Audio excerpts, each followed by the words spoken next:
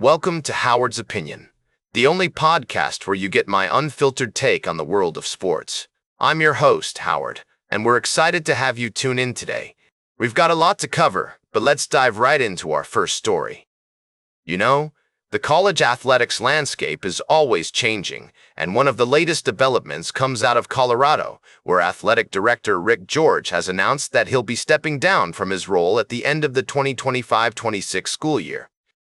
Now, this might not seem like huge news on its own, but consider the context. George was instrumental in bringing Deion Sanders, also known as Coach Prime, to Colorado to lead the football team.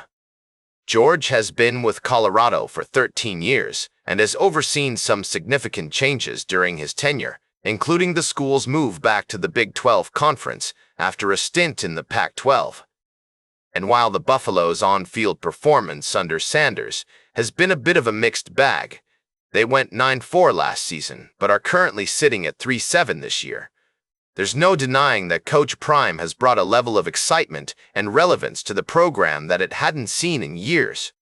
So what does George's departure mean for Colorado and for Sanders' future with the school?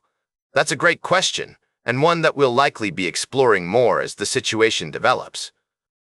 For now, though, it's clear that this is a significant change for the Buffaloes, and one that could have ripple effects throughout the college athletics world. We'll be right back with more fascinating sports news on Howard's Opinion. Welcome back to Howard's Opinion.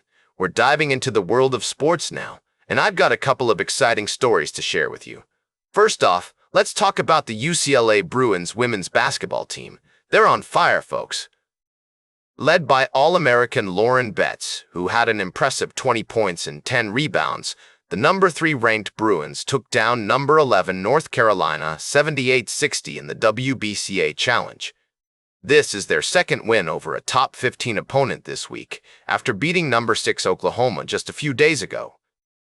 I mean, can you believe it? The Bruins are making a strong case for themselves as one of the favorites to make it back to the NCAA tournament's Final Four.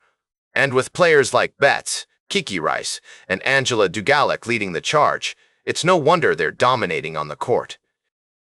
They out-rebounded the Tar Heels 4-6-30 and outscored them in the lane by a whopping 4-6-2-2 margin. But what's really interesting is that several WNBA teams were represented at the game, with players like Jackie Young and Dana Evans watching from the sidelines. It just goes to show how much talent and interest there is in women's college basketball right now. And speaking of talent, the UCLA Bruins are definitely ones to watch this season. With their strong performance so far, they're proving themselves to be a force to be reckoned with. I'm excited to see how the rest of their season plays out. But that's not all for today, folks. We've got one more story coming up that you won't want to miss. Speaking of high-flying athletes, welcome back to the show, folks. As we wrap up today's Howard's Opinion, I'd like to shift our attention to the next generation of basketball stars. In the world of high school hoops, Northern Kentucky is buzzing with talent, and I'm excited to share with you the top players to watch in the upcoming season. Now, I know what you're thinking. What makes these young athletes stand out from the rest? Well, let me tell you, it's a combination of skill, dedication, and a whole lot of heart.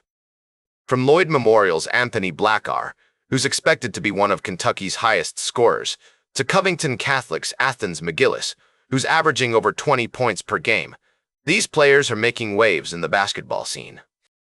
We've also got talented scorers like Finn Bolden from Highlands, who led his team in scoring with 13 points per game, and Cash Harney from Covington Catholic, who uses his athleticism to impact the game in multiple ways. And let's not forget about the dynamic duo at Holy Cross, Luke Arlinghouse and Nate Rominger, who are expected to make a big splash this season. As we look to the future of basketball, it's exciting to see such promising talent emerging from Northern Kentucky. These young athletes are not only making a name for themselves on the court, but also inspiring their peers and communities with their passion and perseverance. So, as we close out today's show, I want to leave you with a thought. What does the future hold for these talented high school basketball players?